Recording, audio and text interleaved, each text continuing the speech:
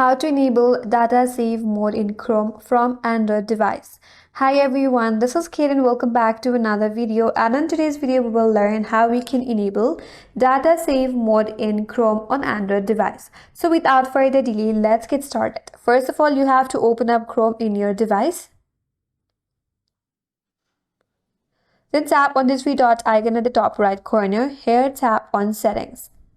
Now once you're on the settings, you have to scroll down and search for an option as Lite Mode. So search for the option as Lite Mode. Once you find it, all you have to do is tap on it. After that, you have to switch the toggle on to enable the Lite Mode. So once you turn on the Lite Mode, it will compress pages before downloading them, saving your mobile data, and also it will speed up page loading on slower networks too.